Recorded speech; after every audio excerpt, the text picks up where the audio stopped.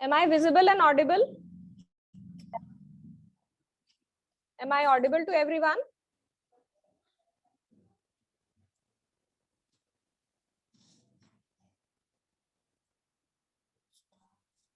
Yes, ma'am, you are audible. Okay, so we are starting the webinar.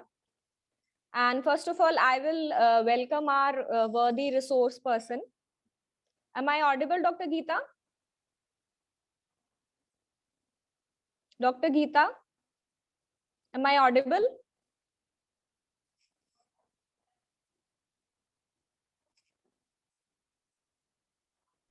Ma'am, yes, ma'am, Monica, ma'am. Okay, ma'am. Okay, ma'am. So on behalf of M.D.S.D College and Department of English, I, Dr. Monica Dillo, take this opportunity to sorry.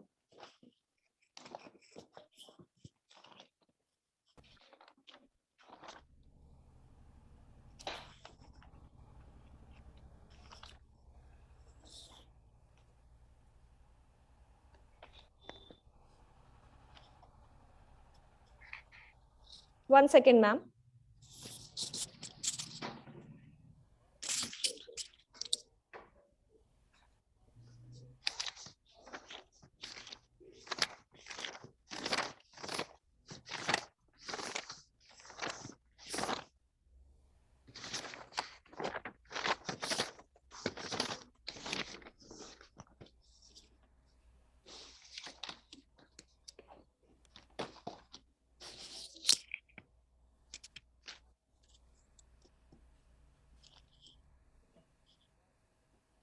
Sorry for the interruption, ma'am. I, Dr. Monica Dillo, extend a hearty and warm welcome to the worthy resource person of today's lecture, Dr. S. Geeta, Assistant Professor of English, Shri GVG Vijalakshi College for Women, Tamil Nadu. A teacher and a scholar par excellence, Dr. Geeta will deliberate upon environment and literature. She has a rich teaching experience of more than 15 years. As a keen researcher, she has a dozen research papers to her credit in reputed journals. She has written extensively on topics such as naturalism, Dalit literature, feminism, eco-criticism, magic realism, literature and cinema, and comparative literature. She is keenly interested in enlarging her literary and academic horizon and has presented several research papers in national and international seminars and conferences. As a research supervisor, she has supervised 4 PhDs and 1 MPhil, and she has delivered many guest lectures on topics such as waste management, English for communication, and English for competitive exams. She has also compiled a book on classics in translation. I welcome you, ma'am, and invite you to deliberate on the topic of today's webinar. Thank you. Thank you, ma'am. Thank you so much. Am I audible, ma'am? Yeah, you are audible, ma'am. Okay. So shall I share the PPT? Yes, ma'am, of course. Okay.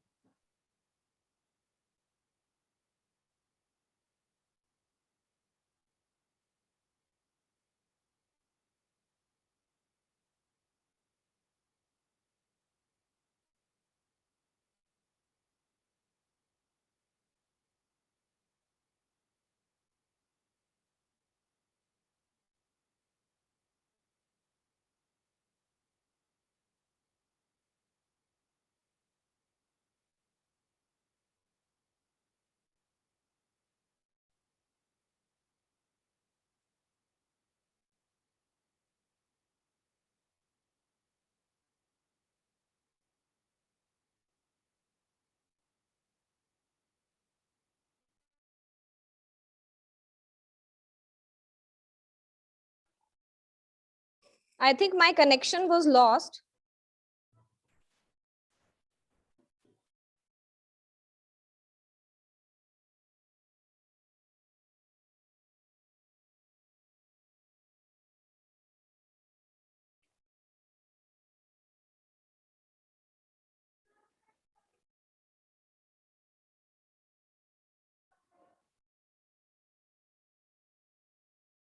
Is the PPT visible?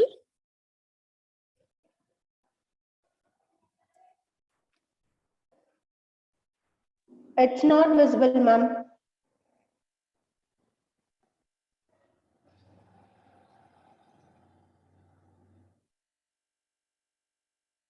Is it visible now? No, ma'am, not at.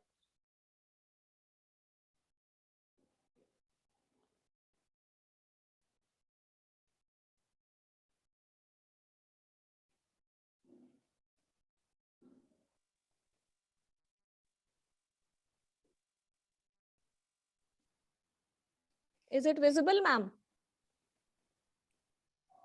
One second, ma'am. It's not visible. So what is visible on the screen? Yeah. It's visible now. It's visible now. Thank you. Okay, ma'am. Shall I carry on, ma'am? Yeah, you can start. You can start, ma'am. Okay, ma'am. Good morning, everyone. Hope you all are doing good. First of all, let me thank the management, the principal, and the coordinators of the webinar for giving me this wonderful opportunity. To begin with, let us have a short discussion on what is environment and what is literature. So, all the physical surroundings on the earth are called the environment, whereas literature is the art of any written work like poems, prose, essays, short story, novels, dramas, etc. So, literature is a mirror of life. The study of literature and the culture for an ecological or environmental perspective is known as environmental literature. Our Earth actually is one of the beautiful planets in the solar system. You all know this. So the beauty of the nature on Earth is uncountable. The resources of our Earth must be protected. We all feel the changes in the nature and in our environment nowadays. So this is because of humans' deeds against the nature. Our forefathers worshipped nature and they coexist with the nature. Therefore, they were living a healthy and happy life. But now we are distracting the happiness in the name of civilization and modernity. The natural disasters and the changes in the seasons and climate have been increasing, and it is very harmful for the human life.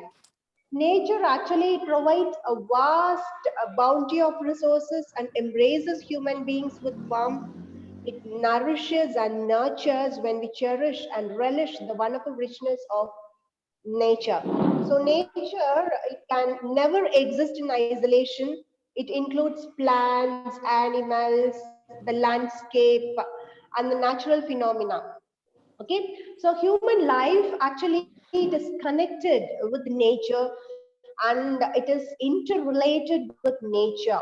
It also affords nourishment to man.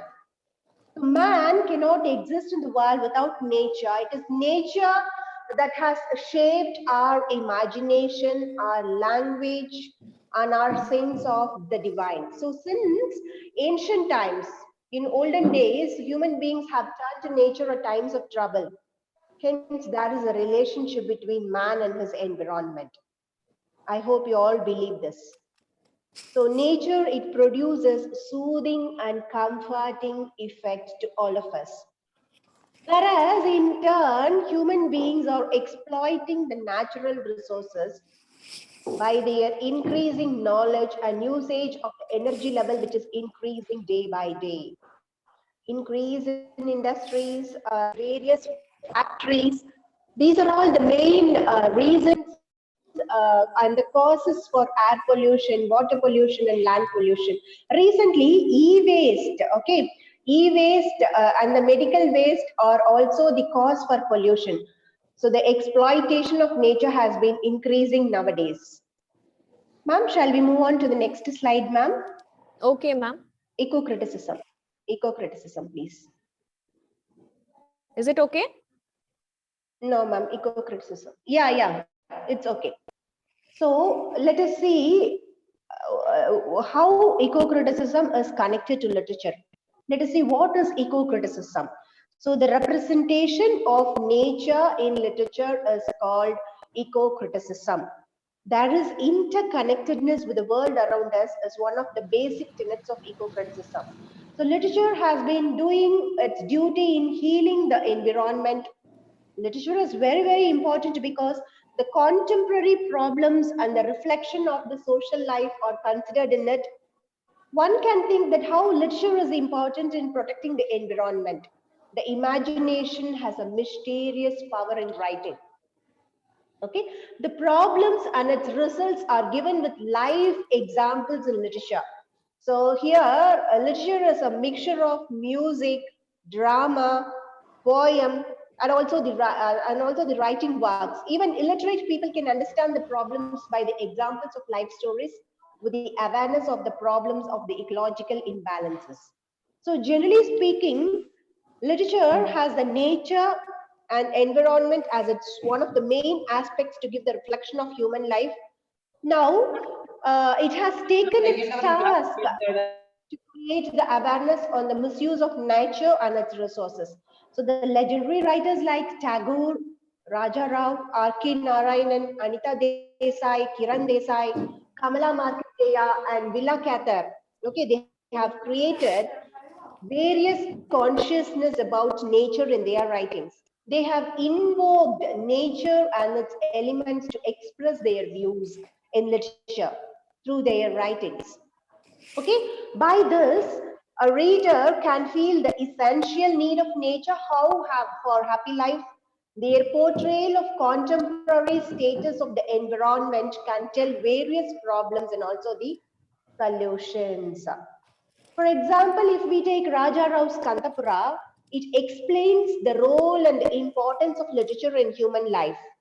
Okay, and R.K. Narayanan has created an imaginary land called Malgudi. We are all aware of it, the land Malgudi, for his effective writing on nature. In God of Small Things, Arundhati Roy points out the environmental pollution through the description of the changed condition of beauty and greenery of the land. So the children's literature has its place in creating awareness among the children, such as many novelists, okay, and the writers of articles in various types of media are insisting the need of increasing awareness on the environmental protection. So nature and literature, actually it goes hand in hand. The world of literature throngs with works dealing with beauty and power of nature. There is a close relationship between eco-criticism and literature. So today, let's discuss about it in detail. The term eco-criticism and the role of eco-criticism in literature. Let's observe the examples of how the theme of eco-criticism can be interpreted to the reading of 3 English novels and 1 American novel, namely Nectar in a Sieve by Kamala Markandeya, The Hungry Tide by Amitav Ghosh, Cry the Peacock by Anita Desai, and My Antonia by Villa Kathar. Okay. Now let us see the several strands of ecology, green studies, deep ecology, eco-literature, environmental, ecosophy, philosophy of nature, ecocide, it is the exploitation of nature, eco-spirituality, it is the spiritual understanding of nature, eco-theology is the reflection of nature. Next slide, please. Next slide, ma'am.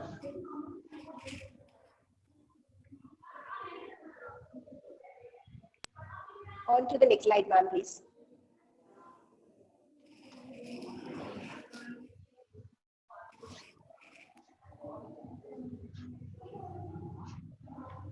Is it okay?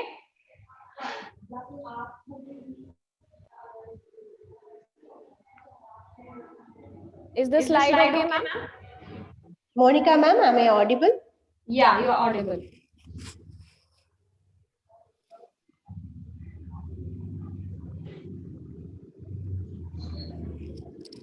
Your screen is not visible, ma'am.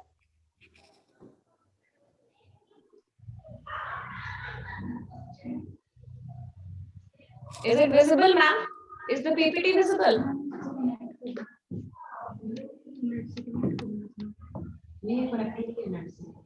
I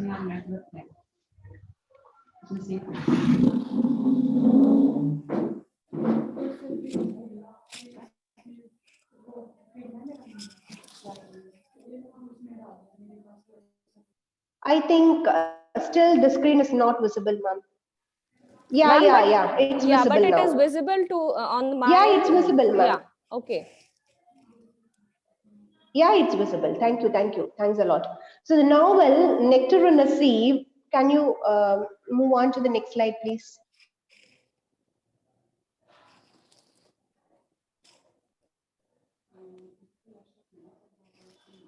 The novel Nectar on a Sieve describes the female protagonist Rukmani's attempt to rescue and restore elements of her family's rural life and a strong sense of rootedness to their land.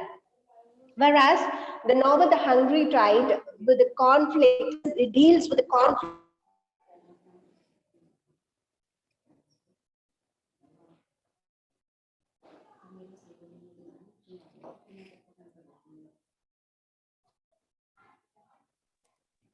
Ma'am, I'm losing connectivity often, ma'am. Yeah, ma'am, your voice is also not audible, and your video has Yeah, also ma'am, your gone. voice is audible, ma'am, but I'm losing connectivity often. Shall I continue, ma'am? Yeah, you are The audible, ma'am. You Hungry can continue. Tide novel deals with the. Am I audible, ma'am? Yeah, you are audible, ma'am.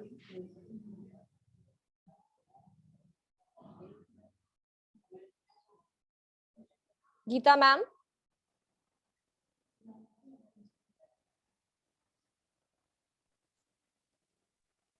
Okay. The novel The Hungry Tide actually deals with the conflict between man and nature in the setting of the Sundarbans in India. The novel My Antonia, it picturizes the beautiful landscape of prairie Nebraska, its people, its culture, and its traditions. The author depicts the relationship between man and nature through the prairie landscape. Okay, so nature plays a very important role in the lives of the characters in the novel. Let me ma'am ask एक minute अपना phone दे yes. दोगे?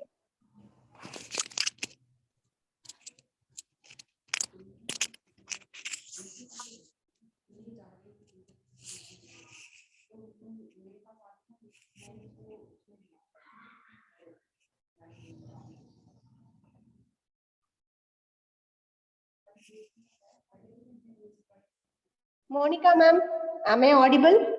Yeah, you are audible, ma'am. Ma'am, I'm losing connectivity often, ma'am.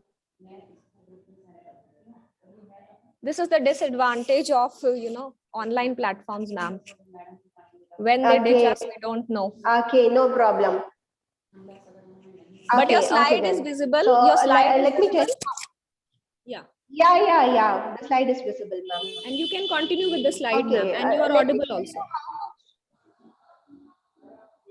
let me tell you how much of oxygen is produced by a tree in a day. A mature leafy tree produces as much oxygen in a season as 10 people in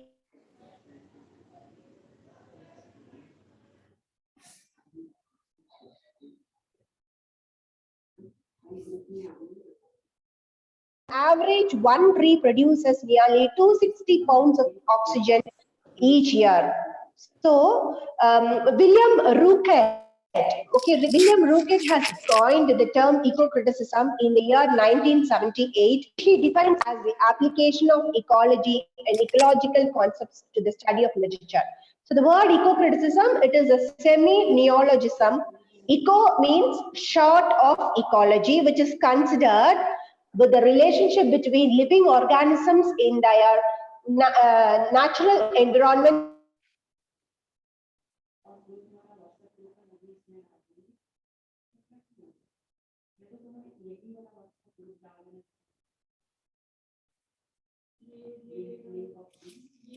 You are not audible, ma'am. India is a country with variety of ecosystem which ranges from Himalayas in the north to plateaus of south, With time, however, the ecosystem has been affected due to increasing population and cupidity of human mankind. So there are many literary books that reflect the idea of eco-criticism. There are many ways that authors have explored environmental issues. Let us dwell into the novel Nectar in a Sieve. Kamala ma'am, can you please share your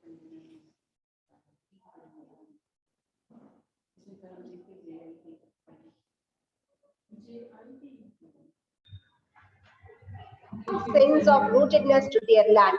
Both she and her husband actually they strive on the land and have a sense of belonging to it. However, their sole dependency on this piece of land for survival is also a cause of their poverty. The relationship between land and Rukmani becomes an important insight into the understanding of Rukmani's sense of belonging to her rural environment.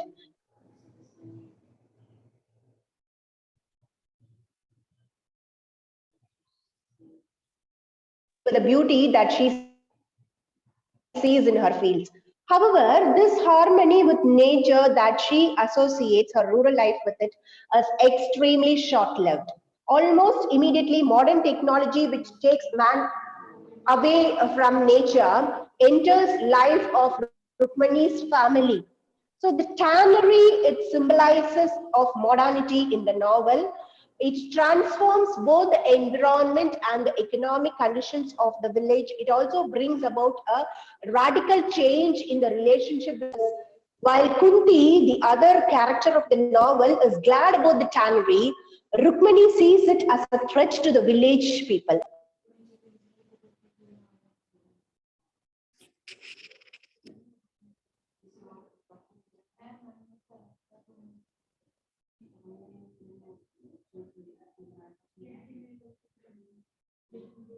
Thus degrading the importance of their family life. This romanticizes the relationship that Rukmani has with her land and to nature. So the novel, in overall, it highlights that a peasant woman happiness consists of bare necessities at the elemental level, made up of largely of food, clothes, shelter, and the idyllic beauty of the countryside. Nature, the sun, and the beauty of the green fields appear as Rukmani's source of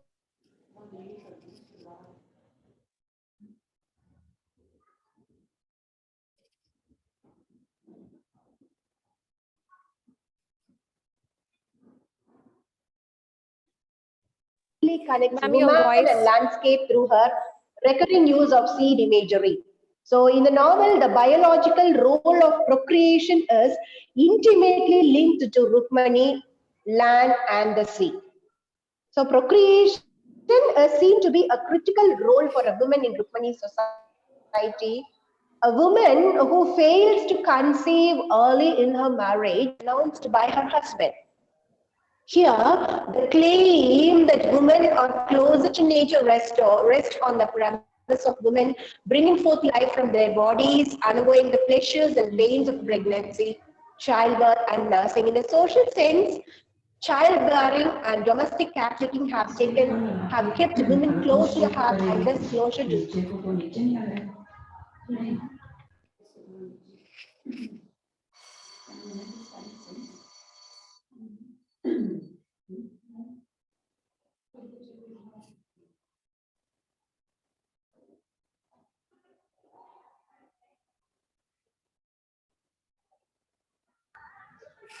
Your voice is not audible, ma'am.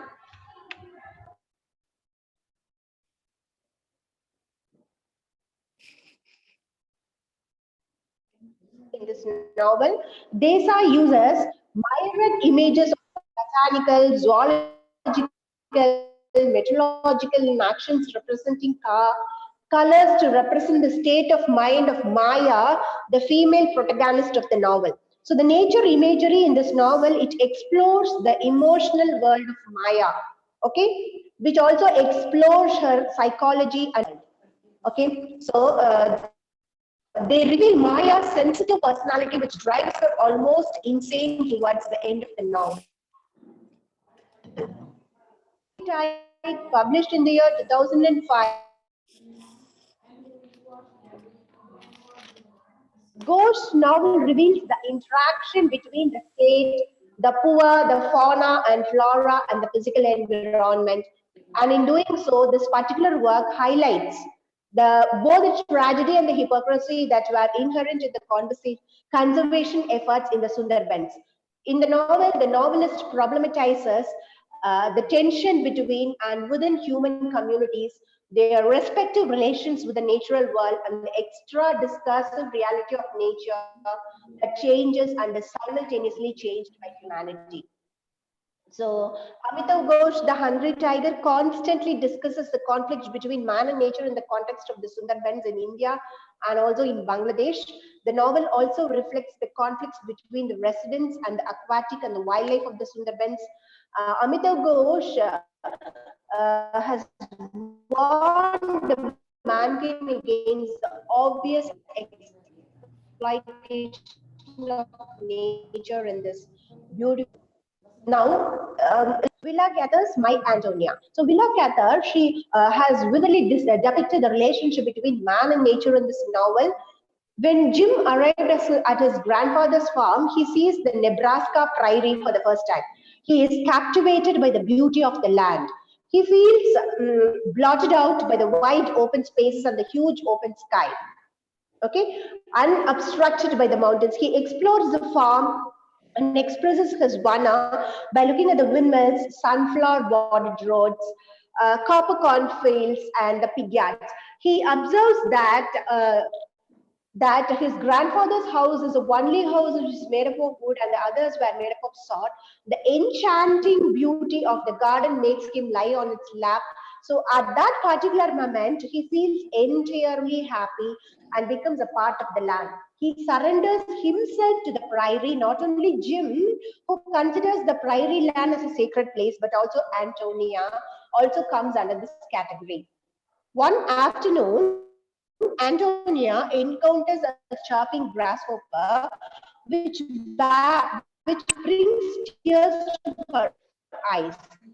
The insect songs reminds her of an old beggar woman who would sing songs to the children. The song of the insect brings her to a dilemma. She is caught between the love of the prairie landscape and the nostalgia for the past. Okay, so she does not forget her past but builds from it. It symbolizes the frailty and the fleeting nature of life. The land, the prairie landscape, it provides for their livelihood throughout that story. So in the novel,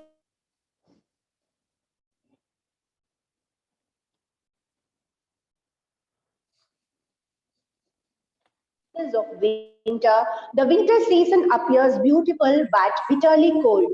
Jim takes a ride with Antonia and her sister Yalka, but they couldn't tolerate extreme cold. Jim understands that the land he loves can also be dangerous. So at the end of the novel, the same landscape Jim once referred to as the raw material have shifted from pastures to a thriving civilization of wheat and cornfields, and the sward dwellings have been largely replaced by wooden homes. Jim describes the developing country with awe and admiration in this novel. So he does not resent any of the changes made to the land to his usual habits. He admires the determination, and staunch endurance. So Villa Cather skillfully inserts meaning into her multitude descriptions of landscape and her character's relationship to them. So our environment actually we faces several problems, and many of these seem to be worsening with time, bringing us into a time of true environmental crisis. So it's important to raise awareness of the existence of these issues as well as what can be done to reduce their negative impacts. So the environmental issues which we face nowadays is poverty, population explosion, pollution. All these are major issues. Poverty, if we talk about poverty, poverty is indirectly linked to environmental problems. When you solve the environmental problems, you can solve the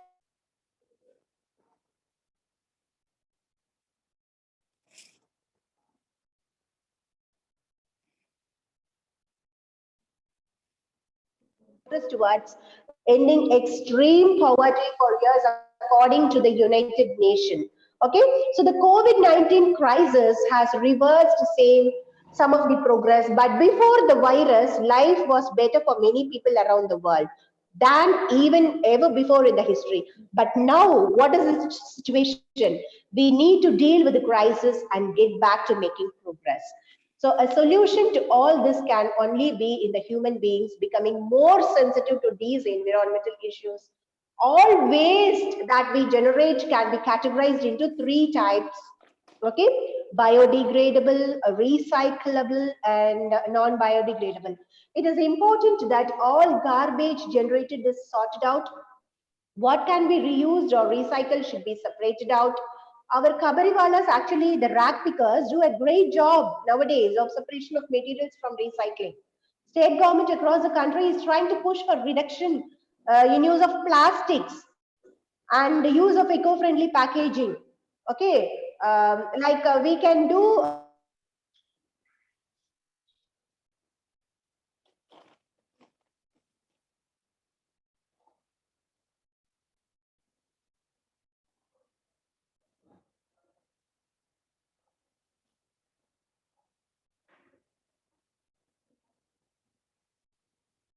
treatment and disposal. Irreparable computers and other electronic goods are known as electronic waste, e-waste. It is called e-waste. E-waste are to be buried in landfills. Okay, I would like to share two incidents which I come across in Google. Okay, an incident in Bangalore. A plastic sack manufacturer in Bangalore has managed to find the ideal solution to the ever increasing problem of accumulating plastic waste. Ahmed Khan is his name, and he is 57 years old. He has developed a solution to recycle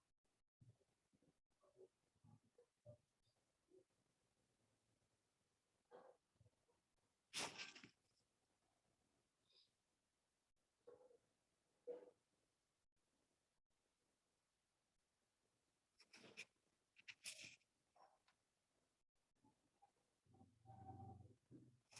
non-biodegradable You are not audible, ma'am.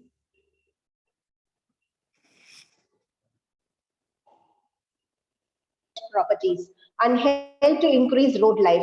Using Khan's technique, by the year 2002, more than 40 kilometers of road in Bangalore has already been laid. Now, with the effort taken by Khan, there is a running short of plastic waste in Bangalore. Yes, really, it is amazing to hear such news thanks to Polyblend Innovations. I follow. Okay, ma'am, am I audible? Yes, now you are audible, ma'am. Yeah. Okay. In the year 1731, the king of Jodhpur in Rajasthan asked one of his ministers to arrange wood for constructing a new place. The minister and the workers went for a forest near a village inhabited by Bishnois. They are a group of people, okay, to cut down trees. The Bishnoi community is known for its peace coexistence with nature. So the effort to cut down trees by the kings was frustrated by the Bishnois.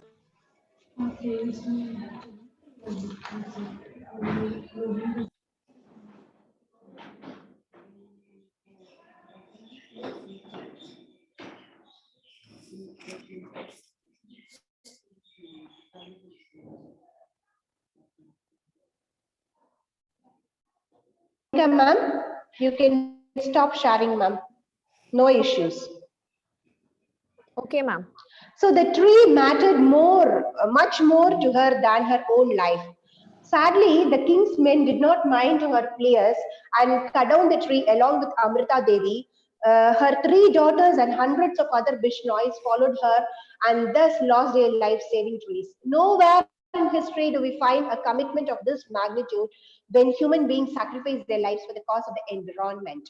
So the government of India has recently instituted the Amrita Devi Protection Award for individuals or communities from rural areas that have shown extraordinary courage and dedication in protecting wildlife.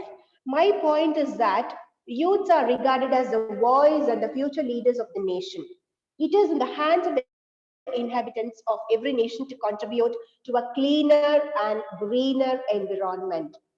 First thing needed is realizing the role and responsibility of every single person.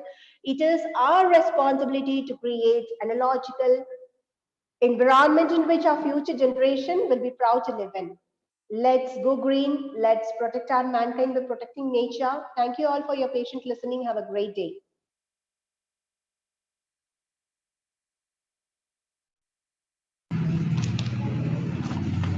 Am I audible? Am I audible? Yes, ma'am. Thank you, Geeta ma'am, for a great presentation. Dr. Geeta, with the help of various colorful slides, very meticulously traced the connectedness of environment and literature by giving examples from various literary texts, from Indian literature and from other postmodern texts. And I hope the lecture will prove fruitful to the students of literature and to students from other disciplines. Now I will invite Dr. Anuradha to propose the vote of thanks. Dr. Anuradha? Hello, good morning, ma'am. Am I audible? Yes, you are audible, ma'am. Okay, thank you so much for inviting me for formal vote of thanks. And I deem it a great honor to propose a vote of thanks on behalf of Department of English. I'm really very thankful to Dr. Geeta, who has delivered such a beautiful lecture on environment and literature. The connectedness she has shown in her PPTs is marvelous. I'm also thankful to Dr. Monica for conducting such a wonderful webinar. It was a thought-provoking idea to bring environment and literature together. I'm also thankful to my worthy principal, Dr. Kiran Angra, for allowing us to conduct such webinars and enhance knowledge of our co-workers and our students. Last but not the least, I am thankful to all the participants for joining with us and being patient with us. Thank you so much. Thank you, everyone. Thank you, Anuradha ma'am.